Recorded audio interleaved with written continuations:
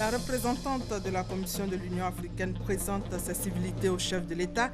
Joséphine Charlotte Mayumakala souligne que lui avait accompagné la Côte d'Ivoire dans le cadre de la réconciliation.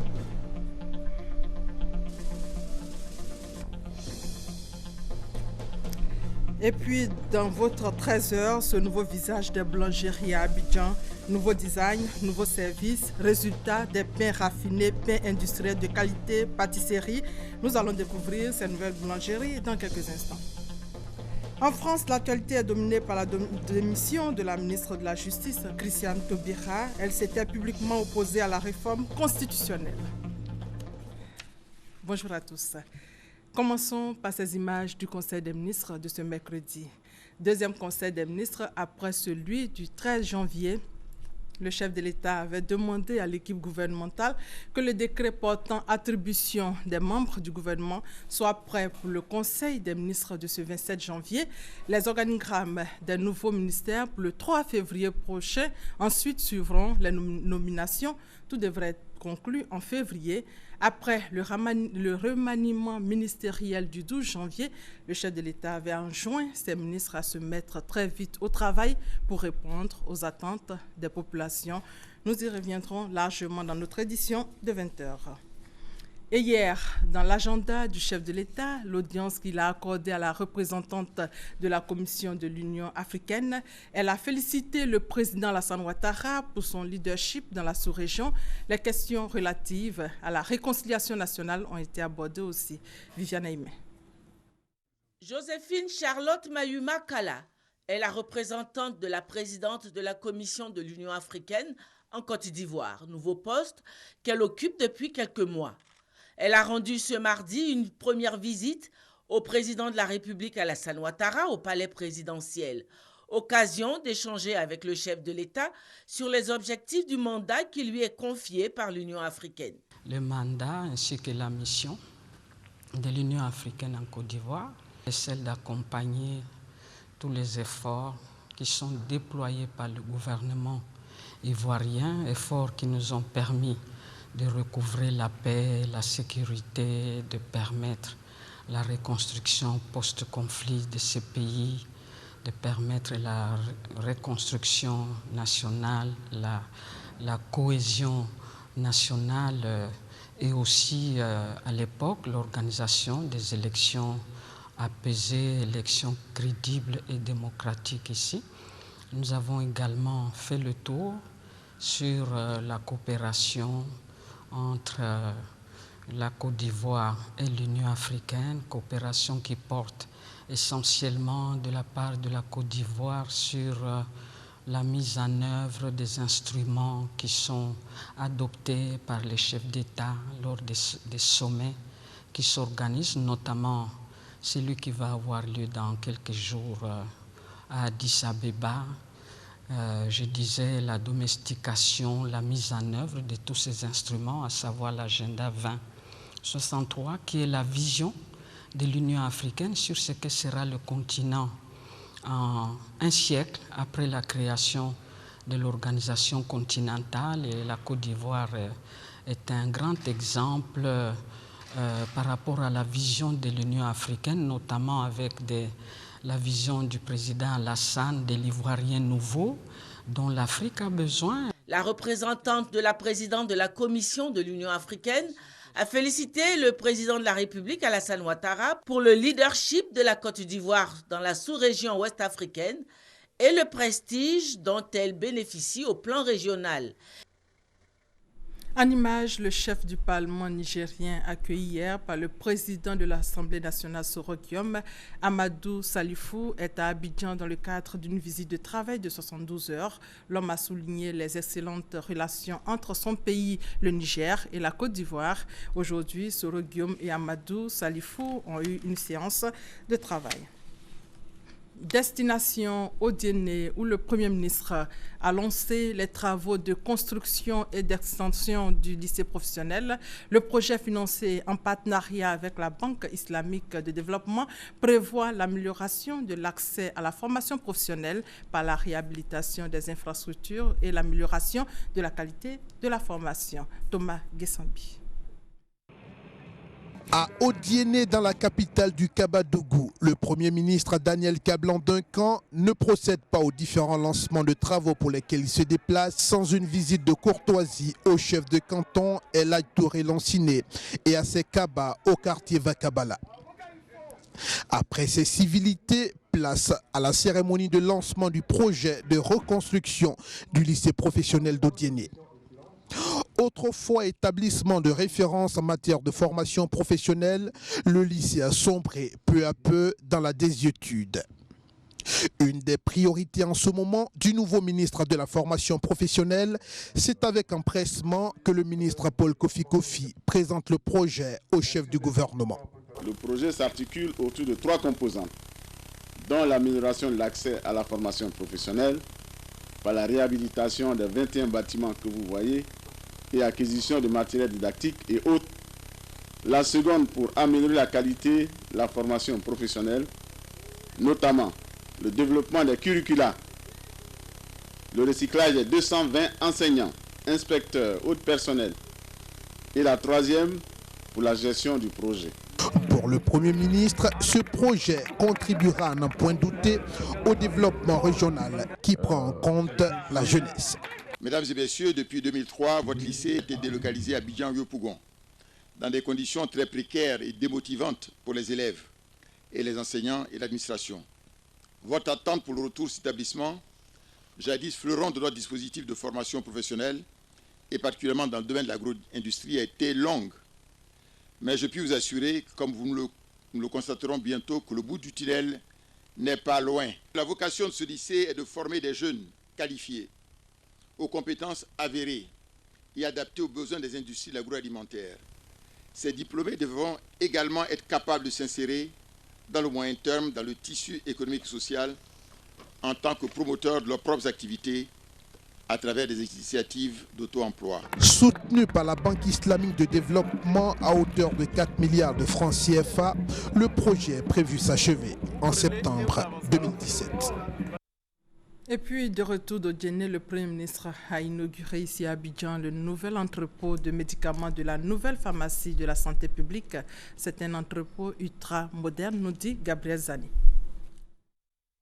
L'année 2016 commence bien pour le secteur de la santé et aussi pour les Ivoiriens. L'entrepôt de stockage des médicaments de la nouvelle pharmacie de la santé publique PSP est achevé. Il a fallu 12 mois pour le réaliser. Étendu sur plus de 4000 m², le nouvel entrepôt va doubler les capacités de stockage de la PSP. Le Premier ministre Daniel Kablan-Duncan l'a inauguré en présence de la ministre de la Santé et des partenaires financiers du projet, dont les États-Unis. C'est là le modèle de partenariat que j'encourage fortement pour créer une synergie des actions et des appuis. À l'heure où la Côte d'Ivoire est résolument engagée à faire face aux différents défis sanitaires tels que le VIH, le paludisme. Cet entrepôt vient donc à point nommé d'une valeur de plus de 3 milliards de francs CFA. L'ouvrage est préfabriqué. C'est une solution clé en main avec des bureaux, un énorme acquis. Cet édifice est un instrument de développement de notre centrale d'achat de médicaments essentiels et intrants stratégiques qui aspire à devenir un pôle d'excellence dans l'espace UEMOA à l'horizon 2020. C'est dans cette perspective qu'elle joue un rôle primordial dans la mise en œuvre de la politique de gratuité ciblée pour laquelle le gouvernement ivoirien consent d'énormes efforts financiers.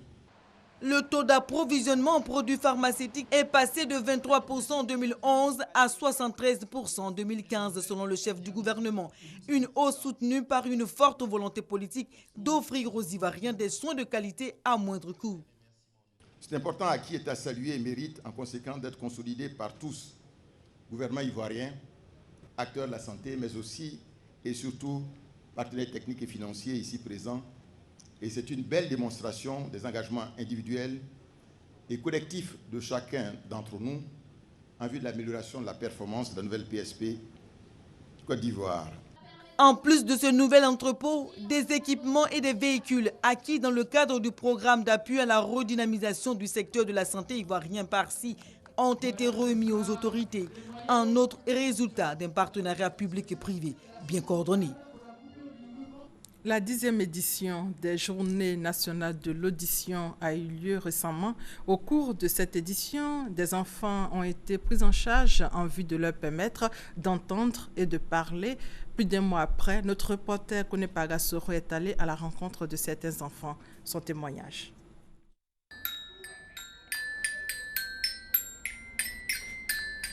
La petite Marie-Danielle, 3 ans, heureuse de jouer au balafon. Sourde muette de naissance, elle a subi le jeudi 12 décembre dernier un implant cochléaire, un dispositif médical placé sur sa tempe pour lui permettre d'entendre et de communiquer avec ses parents. Un mois après l'activation de son implant, Marie réagit bien, à la grande satisfaction de ses parents. Quand elle est en train de regarder la télé et qu'on l'appelle, elle essaie de se retourner vers la personne qui l'appelle. Donc, elle arrive à localiser les sons. Abdoul, 3 ans, a subi la même intervention chirurgicale. Selon sa mère, le résultat est satisfaisant. C'est une renaissance. Là, il arrive quand même à capter les sons. Quand il entend, quand même, il cherche. Il veut savoir qu'est-ce que c'est. Au total, 4 enfants sourds ou sévèrement malentendants ont subi une intervention chirurgicale de l'implant cochléaire. Professeur Adjouarit Pascal, médecin spécialiste en ORL au CHU de Cocody, a participé à ces interventions. Une technique réalisée pour la première fois en Côte d'Ivoire et précisément en Afrique francophone noire. Nous avons donc pour ces 4 enfants placé le dispositif externe. Nous avons créé des sons. Les enfants ont réagi positivement, c'est-à-dire que quand nous avons donc créé un son d'un certain côté, l'enfant s'est tourné vers la source sonore.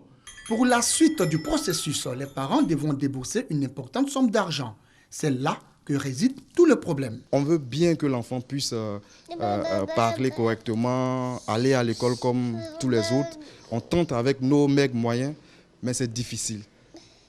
Pour les autorités de ce pays, on a besoin de leur soutien. On veut vraiment qu'ils soutiennent les familles qui sont dans ce cas-là. Cet appel à l'aide lancé par les parents est appuyé par les enfants. Ils souhaitent, coûte que coûte, entendre et parler comme leurs camarades.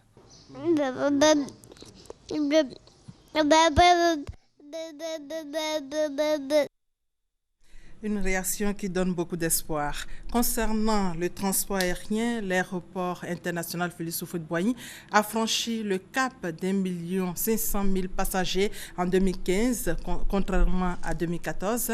Un nouveau record, soit une hausse de 200 000 passagers, et cela grâce au travail abattu par les agents. Le compte rendu de Christelle Nda et Serge Kolia.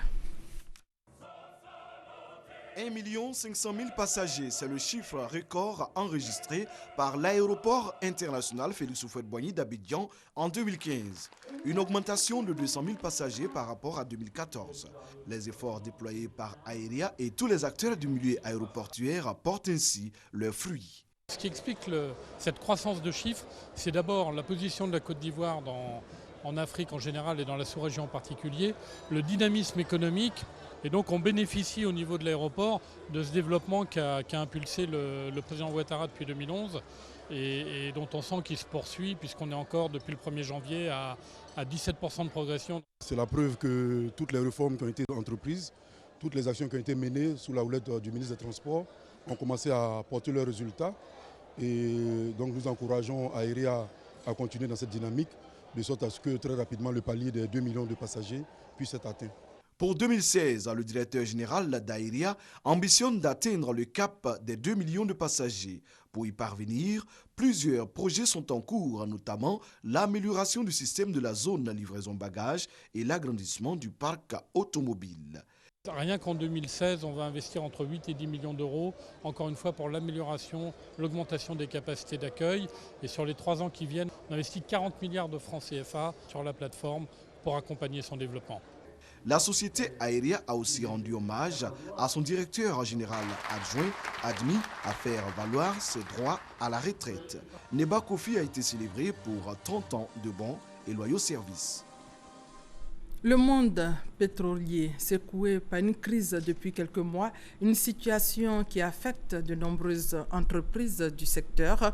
Plusieurs raffineries dans le monde et en Afrique en particulier ont fermé. Mais en Côte d'Ivoire, les efforts des autorités portent leurs fruits. Les entreprises ivoiriennes du secteur tiennent encore la route. Du coup, la Côte d'Ivoire est sollicitée pour son expertise dans la sous-région, nous dit Mamadou Kwasi. De 140 $ US, soit environ 110 000 francs CFA. Le coût du baril de pétrole brut est passé à 29 $ US, soit environ 14 500 francs CFA depuis quelques semaines.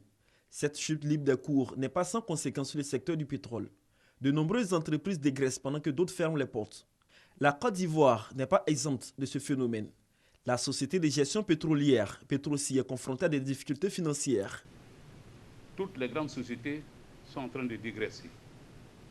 Malheureusement, nous n'échappons pas à cette situation internationale qui a vu les ressources de Petroci baisser de 3 quarts. La Côte d'Ivoire et Petroci vont continuer de faire face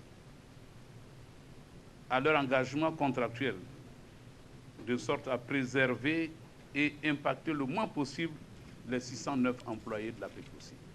Cependant, dans le secteur de la raffinerie, la Côte d'Ivoire enregistre un bilan satisfaisant, car Abidjan a l'une des raffineries encore fonctionnelles en Afrique. C'est pourquoi le ministre du Pétrole et de l'Énergie exhorte ses collaborateurs à plus d'engagement pour faire face aux nombreux défis à venir. Quand vous partez du Maroc jusqu'au Cameroun, toutes les raffineries ont fermé. Et c'est pour moi l'occasion de féliciter l'équipe de la raffinerie d'Abidjan, commencé par son président et son directeur général, pour l'excellent travail qu'ils font pour maintenir l'outil, pour faire en sorte que l'Afrique de l'Ouest continue de bénéficier d'un outil formidable de raffinage qu'est la cire. Notre objectif est de faire en sorte que nous atteignions le niveau de 100 000 barils équivalents pétrole très bientôt, c'est en 2016, et que nous atteignions en 2020 l'équivalent pétrole de 200 000 barils jour. Les acteurs du secteur du pétrole ivoirien ont pris l'engagement de faire en sorte que les objectifs du gouvernement soient atteints dans les délais. Dans l'actualité judiciaire, hier s'est tenue à l'état-major des armées la deuxième journée des débats de fond dans le cadre du procès des militaires accusés de complicité, d'assassinat ou d'assassinat du général Robert Gueye le 19 septembre 2002. Deuxième jour du procès hier donc, déjà des révélations accablantes. Le point avec Abou Sanogo. Il avouait avoir sorti feu le général Robert Gueye de sa cachette de la cathédrale et l'avoir remis au colonel Dogboblé et au capitaine Seka Seka qui l'ont conduit vers une destination inconnue. L'adjudant Kwadjo Kwadjo est revenu à la barre pour révéler que la somme d'1 million de francs CFA avait été retrouvée sur le général. Une somme qu'avait partagée le colonel Dogboblé aux soldats en place à la cathédrale. Et également poursuivi pour complicité d'assassinat, le capitaine Gueuflan, alors sergent-chef, et l'adjudant Lat Latropole, qui ont quant à eux nié les faits. Ils ont toutefois reconnu avoir pris part à l'expédition sur la cathédrale. Les familles des victimes, elles, se réjouissent. La vérité sur ce drame commence à éclater. On souhaite que la vérité soit dite. Qui a tué qui a fait quoi, qui a donné des ordres. J'ai confiance en ma justice. Avocats de la défense et partie civile espèrent aussi que la vérité éclatera. Nous avons confiance et nous souhaitons que la vérité éclate. Parce que beaucoup de choses ont été dites, beaucoup de choses ont été écrites, mais il faut que ceux qui sont mis en cause puissent donner leur version des faits pour que l'opinion soit éclairée et que le tribunal prenne la décision qui lui semble nécessaire. L'audience a été tenue de façon conforme. Le président tient bon le débat.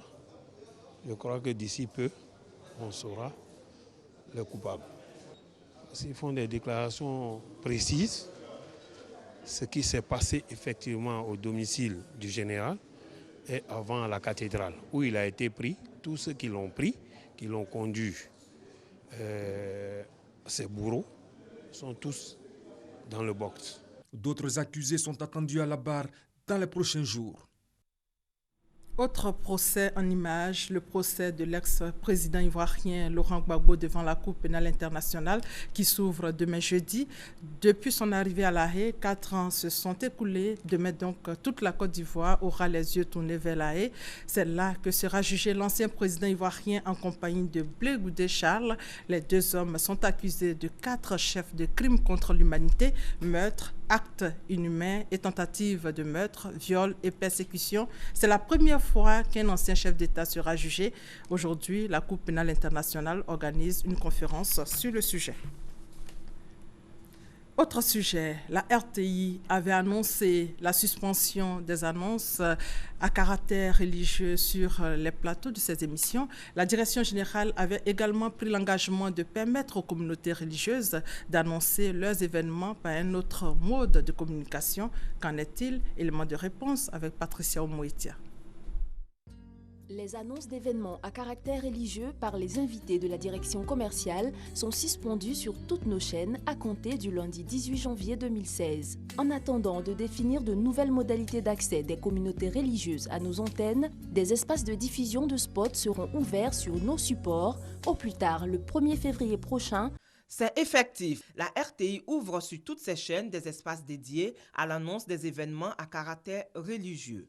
Les communautés catholiques, musulmanes, protestantes méthodistes, évangéliques, aristes et bien d'autres disposent donc de nouveaux espaces pour informer leurs fidèles des activités qu'elles organisent. Elles communiqueront par des spots annonces à coût réduit. C'est l'offre faite par la RTI pour répondre aux nombreuses critiques et plaintes au sujet du passage des représentants des communautés religieuses dans ce qu'il est convenu d'appeler les rendez-vous de la direction commerciale.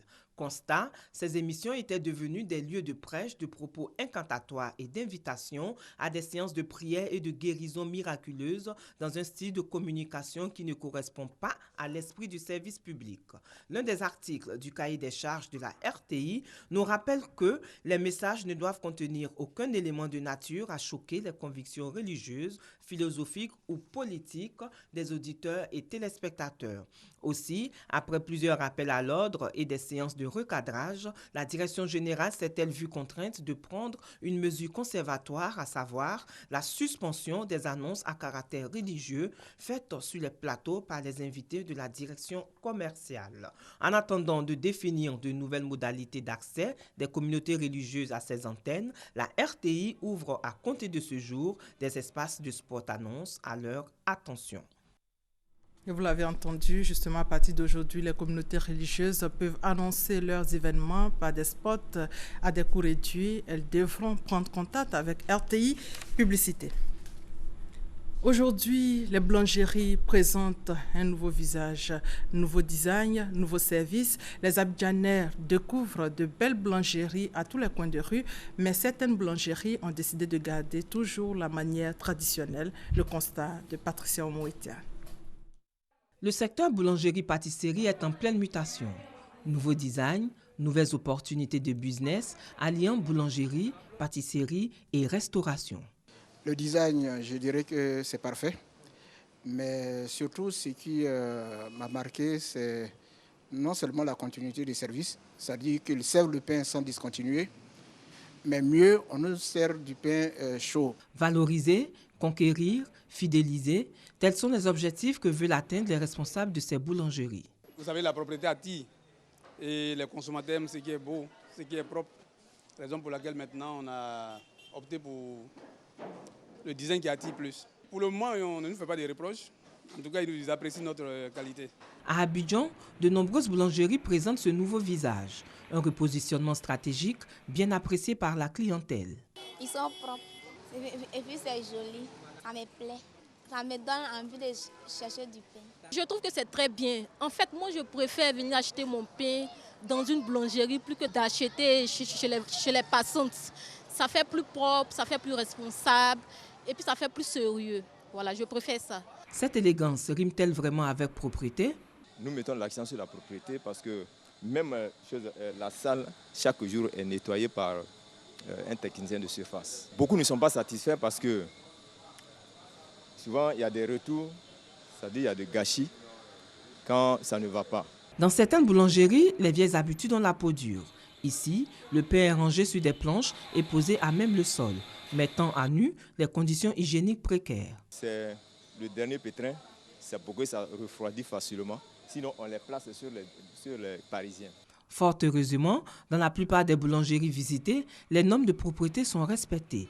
Ces dernières années, le monde de la restauration a connu une évolution positive et le secteur de la boulangerie et de la pâtisserie n'est pas en marge de cette évolution.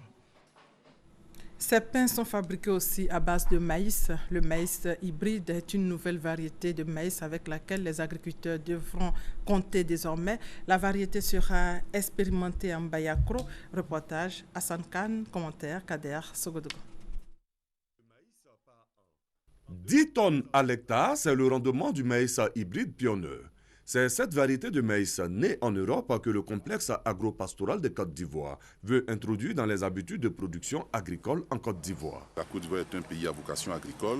Pour ce qui est des autres cultures telles que le riz et le maïs, nous avons pensé qu'il y avait quelque chose à faire. C'est pour ça que nous avons initié ce projet pour valoriser le maïs hybride qui est un maïs à très très haut rendement. Donc c'est un croisement de lignées de maïs. Le but étant de faire donc un hybride, donc un enfant qui soit costaud et qui réponde aux exigences qu'on lui demande. Cette variété de maïs sera expérimentée en Bayakro, d'où la rencontre entre la population de la dite ville et les responsables du maïs hybride Pionnier. Les producteurs vont bénéficier d'une formation pour mieux appréhender la production de cette nouvelle variété de maïs. Pour le maire de Bayakro, initiateur de la rencontre, il est opportun de lutter contre le chômage des jeunes à travers ce genre de projet. Le maïs que nous produisons ici n'est pas un rendement suffisant. Donc il était déjà important pour eux d'avoir un projet de cette nature-là. Mais en plus, non seulement nous occupons les populations, mais également nous apportons des finances de par la vente de ces produits à nos populations. Bayakro est la deuxième localité qui expérimente le maïs hybride Pionnier. Il fait déjà ses preuves dans la Marawi. La direction régionale des douanes de San Pedro a incinéré plusieurs produits contrefaits et non enregistrés, dont 8 kg de cannabis et 71 kg de drogue. Mamadou Kwasi. Des produits frauduleux, prohibés et dangereux en flammes. Ce sont 1087 kg de produits pharmaceutiques non enregistrés, 8 kg de cannabis, ce sont 11 kg de drogue forte, 216 tubes d'insecticides et environ 300 000 comprimés, plusieurs cartons de sirop et de mèches contrefaites qui ont été mis à feu par les éléments de la direction régionale des douanes de San Pedro. Des produits saisis aux différents corridors des villes de San Pedro et de Daloa. Des opérations qui ont été possibles grâce à une franche collaboration entre la population et les forces de défense et de sécurité. Les responsables de la police nationale et des douanes exhortent la population à renforcer davantage cette collaboration afin d'extirper des marchés tous les produits prohibés, contre-effets dangereux pour la santé de la population. Nous avons toujours besoin de la collaboration de la population. Les douaniers, ils n'ont que des yeux. Ils ne sont pas des commerçants. Ces marchandises prohibées qui sont déversées sur le marché tuent la population à petit feu. Donc si la population peut nous aider à appréhender tous ces bandits de grands chemins qui transportent ces produits, c'est le lieu de nous aider.